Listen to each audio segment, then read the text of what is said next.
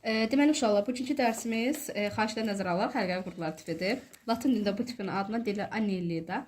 Ümumiyyətlə bilirsiniz ki, bizim orta məktəbdə dərsliklərimizdə əsas 3 tip öyrənilir. Birinci yastı qruplar, sonra sap qruplar və ən sonunda hərəkəvi qruplardır.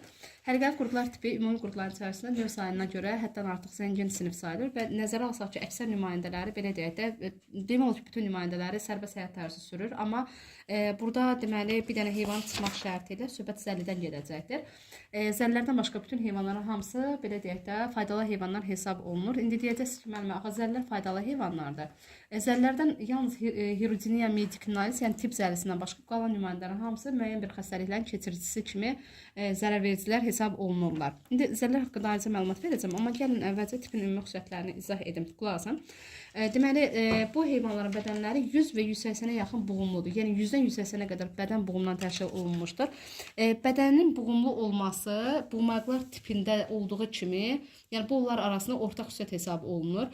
Bütün qruplarda olduğu kimi bunların bədənləri də dəri əzələ kisəsindən təşkil olunmuşdur. Dəri əzələ kisəsi nə idi? Özü də çox yaxşı inkişaf etmişdir. Bədənin üzərini örtən dəri, onun altında yerləşən həlqə və əzələlər və onun alt hissəsində yerləşən uzun əzələlərin birləşərək bədəni hər tərəfdən əhatə edən dəri əzələ kisəsini yaratmışdır. Yəni qrupların içərisində ən güclü inkişaf etmiş dəri əzələ kisəsi məhz həlqəvi qruplara məxsusdur. Bunlarda iç yaranan bir şey, fikir versiniz artıq ikinci bədən boşluğu yaranmışdır və ikinci bədən boşluğuna selum deyirlər və bu bunlarda çox yaxşı inkişaf etmişdir. Halbuki iç sapqurtlarda yadınızdasa biz demişdik ki, iç bədən boşluğu, yəni protoselum yaranmışdır. Artıq heç bir tipdə olmayan qandamar sistemi yaranmışdır. Qandamar sistemi isə təbii ki, qapalıdır. Ürəkləri olmasa da, amma sistemin iç tərəfi olması avtomatik olaraq orqanizmanın alilik xüsusiyyəti kimi qiymətləndirilməlidir. Bədənlərində tənfis orqanları yoxdur, yalnız qum qurduna çıxmaq şərti ilə. Sistematikaya gəldikdə isə uşaqlar, hərəkəvi qruplar tipi 3 sinifə bölünür. Az qıllı qruplar, çox qıllı qruplar və zəlilər. Yadınıza saxlayın ki, ən qədim içərisində sinif çox qıllı qruplar sinifidir. Çünki okean və dənizlərin dibində yaşadıqlarına görə okean heyvanları bilirsiniz ki, şiros heyvanlarına və yaxud da quda yaşayan heyvanlara nisbətən əksəriyyəti daha qədim hesabı olunurlar.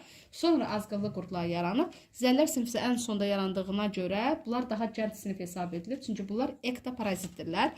Əvvəlcə gəlin soxulcanın ümumi anatomik quruluşuna diqqət yetirsəz, tropik ərazilərdə yaşayan soxulcanlar hətta 1 metrə qədər, 1 neçə santimetrdən 1 neçə metrə qədər çatan nümayəndələri vardır. Bədəndə peristallik, yəni dalğavari qurda bənzər hərəkət baş verdiyinə görə əzələlərin arxadan önə doğru yığılması sayəsində, hərqəvi və uzun əzələrin yığılıb boşalması sayəsində heyvan önə doğru nə edir? Hərəkət edir.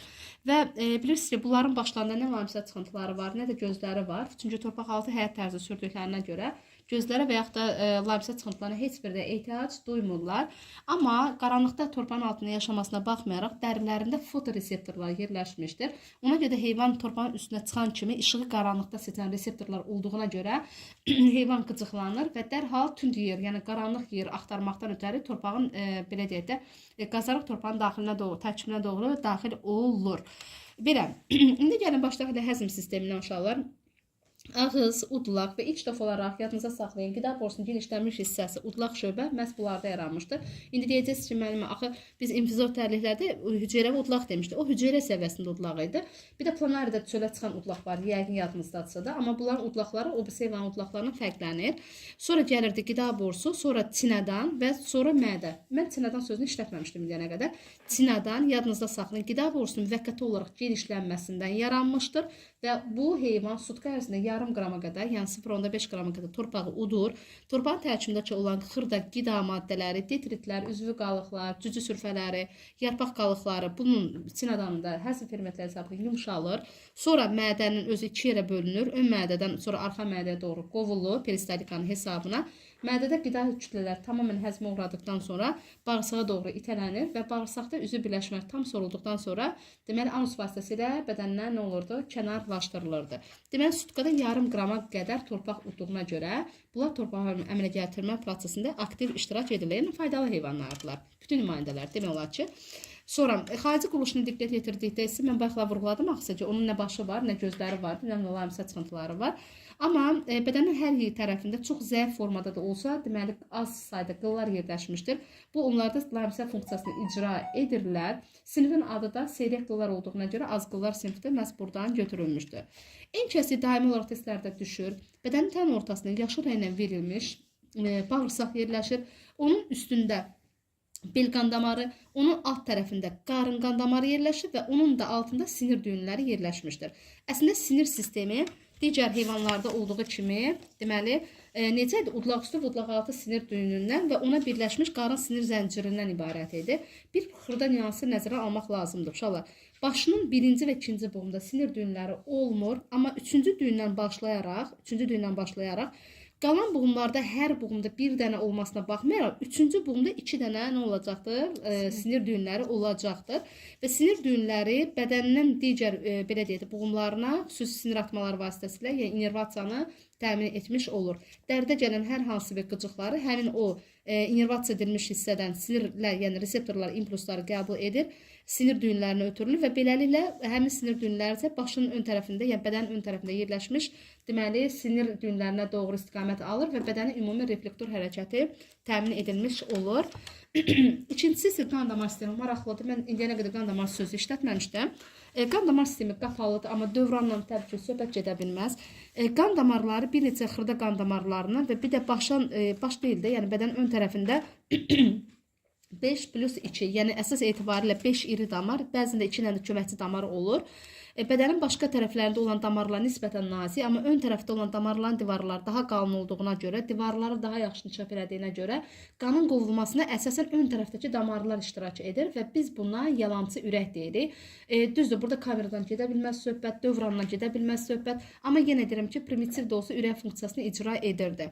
Qan bədənin arxa tərəfindən önə doğru gəlir, bel qan damarı ilə qan gəlir və bunlarda tənəffüs orqanları birisi olmadığından dəri o qədər nazikdir ki, dəridə olan, belə deyək də, dəri vasitəsi qəbul edilmiş oksigen, deməli, molekulyar oksigen qan damarlarını diffuziya edərək daxil olur qana, eritrositlərlə birləşir. Çünki bunların qanları, belə deyək də, yəqin görmüşsünüz, qırmızı rəngdədir. Qırmızılıq da verən bilirsiz ki, onlarda nə var orada? Hemoqlobin var. O, oksiləşmiş qan kütləsi önə doğru axıdılır və həmin damarların yığılması sayəsində qarına doğru, qarından da bədənin sonuna doğru nə olur? Sirkulyasiya eləmiş olur. Deməli, arxadan önə, öndən arxaya doğru hərəkət edir.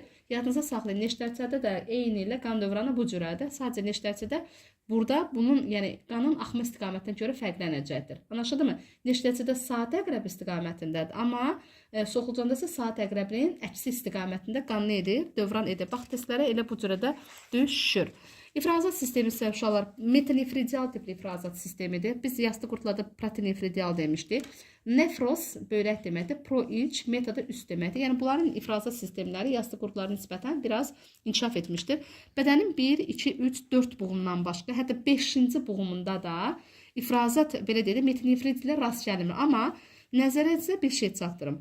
Bədənin hər buğumunda bir ədəd yox, bir cüt olmaq şərt. Biri sağda, biri sol tərəfdə olmaq şərtlə. Yəni ki, 2 ədəd ifrazat qovuqçuğu yerləşir. Borcuqlar yerləşir. Borunun genişlənmiş hissəsi bir qıfa, yəni qıf form, yəni belə deyək də, borunun bir genişlənmiş hissəsi, yəni qıf şəkli hissəsi bir buğuma, amma onun çıxıntısı isə başqa deməli buğumdan açılır. Yadınıza saxlayın, ha. Yəni başın 1, 2, 3, 4 buğumda ümumiyyətlə olmur. Metanefridə heç bir hissəsi olmur. 5-ci buğumda genişlənmiş şöbəsi olsa da ifrazat məhsullarını, toxuma mayasını toplayırdı bədən boşluğundan. Amma digər buğumdansa nə edirdi? Xaric etmiş olurdu.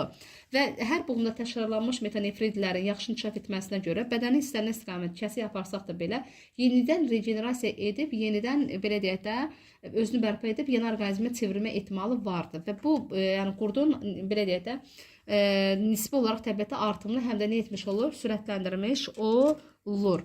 Bu belə. İndi deməli bu belə, amma indi ikinci nümayəndələrdən biz nereidlər qum qurdu haqqında da məlumat verək uşaqlar. Nereid bu birisi, yəni soxulcandan fərqli olaraq bunlar çox qıllı qurdlar sinifinə aid olan nümayəndədirlər və bədənlərin üzərində qılların sayının çox olmasına görə və əsl dəniz heyvanları olduğuna görə daha qədim hesab olunur. Amma bunlara belə deyək də başın ön tərəfində 4 dənə göz və 2 dənə lamisə çıxıntıları var. Fikir verirsən, deməli 4 dənə göz, 2 dənə lamisə çıxıntıları var. Bu xüsusiyyətlərə görə belə deyək də bunlar artıq obisi heyvanlardan, yəni soxulcandan daha ali hesab edilirlər. Bu isə bizim bildiyimiz qum qurdudur. Qum qurdunda isə ilk dəfə olaraq təkamüldə deməli qəlsəmə deyilən orqan yaranır. Yəni biz indiyənə qədər heç bir heyvanda mən tənəffüs orqan sözünü işlətməmişəm. İlk qəlsəmə, ilk belə deyək də, yəni orqan olaraq tənəffüs orqanı məhz kimdə yaranmışdı uşaqlar? Deməli, məhz qum qurdunda yaranmışdır. yaranmışdır və yastı qurtlardan fərqli olaraq bunlarda artıq yastı qurtlarda 4 dənə sistem var idisə də, bunlarda artıq 6 sistem, qan dövranı və bir də qan damar sistemindən paralel həm də tənəffüs sistemi artıq belə deyək də formalaşmış olur. Bu isə bizim bildiyimiz zəlidir, tip zəlisi də deyirlər. Əslində mən bayaq dedim ki, latində Hirudiniya medicinalis deyirlər. Düz latin desə lazım deyil. Sadəcə olaraq tip zəlisi başqa zəlilərdən fərqli olaraq bunların ağızlarında, yəni bunlar daha faydalı hesab edilirlər və bilin ki, zəli bir dəfədən artıq istifadəyə yararlı deyil. Və yaxud da təkrar istifadə edilsə də yalnız bir adam, yəni belə deyək də, bir adamın zəlisi başqa adama qoyulması qətiyyən düzgün deyil. Çünki transmissiv xəstəliklərin, qan vasitəsilə yoluxan xəstəliklərin artmasına bu səbəb ola bilərdi. Ona görə bir adam əgər bir zəlini istifadə edirsə, o zəli ölənə qədər, yəni bir neçə müddət istifadə etdikdən sonra əgər ölürsə və yaxud da sağ vəziyyətdədirsə də digər adama verilməsi qətiyyən yol verilməzdir. Apteklərdə satılan zəlilər birinci tip zəlisindən gedir söhbət. Ölçüsü 10-12 sm qədərdir. Mən bayaq vurğuladım ki, ektoparazitlərdirlər. Bunlarda da xüsusi belə deyək də, lamisə çıxıntıları və yaxud da digər orqanları yoxdur, amma başın ön tərəfində bir ədəd ağız və ağız həm də baş sormacı adlanır. Bədənin arxa tərəfində isə arxa sormacı yerləşmişdir. Baş sormacı ilə yəni substrat üzərində hərəkət etdikdən sonra əgər canlıya rast gəlirsə də yapışır o baş sormacı və arxa sormacı hesabına orqanizmə yapışır.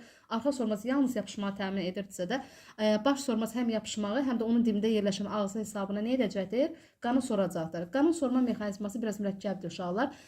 Ağız tərəfdə hirudin deyilən bir kimyəvi maddə istehsal edilir və həmin hirudin tökülürdü yəni çərtmiş sahəyə. Orada qanın laxtalanması qarşısı alınırdı. Çünki bilirsiniz, qanın laxtalanma müddəti 3-8 dəqiqədən artıq olmur. Amma bunlar axı elə bəzən dəqiqələrlə 20, 15, 30, bəzən daha artıq müddətdə qan sorurlar. Məhz o hirudinə görədir. Əgər hirudin sintez edilməsəydi, 3-8 dəqiqədən artıq zəlilər qan qəbul edə bilməzdilər. Yəni ağızlarında olan hirudin qana tökülürdü və həmin sahədə laxtalanma prosesi olmadığından özünə lazımı qədər qan sorurdu. Və qan sorulduqda bizim kitablarda bunlara çinədan deyirlər, amma əslində bunların elmi adına lakuna deyirlər. Yəni biz soxulcanda çinədən bir ədəd etsə, çünki orada torpaq qəbul edilirdi. Amma bunların qida borularının qırağında çoxlu sayda çıxıntılar, çinədanlar, yəni lakunalar yerləşir. Bu ona görə ki, heyvan yetərli qədər qan sorduğu təqdirdə həmin toplanmış qan, artıq qan hara toplanırdı? Çinədanlara toplanırdı. Sonra heyvan bir müddətdən sonra sahibini atır, yəni artıq yetərli qədər qan depolanandan sonra sahibi tərk edir və heyvan nisbi sükunət vəziyyətini keçir. Ta həzm sistemində axırıncı qan molekulası qutarana qədər növbəti sahibi axtarmağa ehtiyac duymur. Anlaşıldımı? Bəli, qan təzyiqi, qan xəstəliyi və bir də təzyiq və digər belə deyək də xəstəliklərin müalicəsində əsas çox şey sadalamaq olar. Yəni müalicəsində geniş istifadə olunur. Amma yenə deyirəm ki, təbiətdən hər hansı bir zəlinin tapılıb insana yeridilməsi qətiyyən yol verilməzdir. Çünki heç kim bilməz ki, bizdən qabaq hansısa heyvanın qanını sorub və həmin heyvanda hansısa xəstəliyi keçirməsi, belə deyək, bəlkə ondan qabaq başqa bir xəstə bir heyvanın qanını sormuş, düz deyilmi? Və bəzi xəstəliklər var, bilirsiniz ki, zooantroponoz xəstəliklər var, heyvanda da ola bilər, insanda da ola bilər. Yəni təsadüfən tutulmuş tip zəlisi və yaxud da digər zəlilər, belə deyək də, həmin transmissiv və yaxud da zooantroponoz mənşəli xəstəliklərin yayılmasına sahib rolunu oynaya bilərlər. Bu baxımdan bu məsələ çox diqqətli yanaşmalıyıq.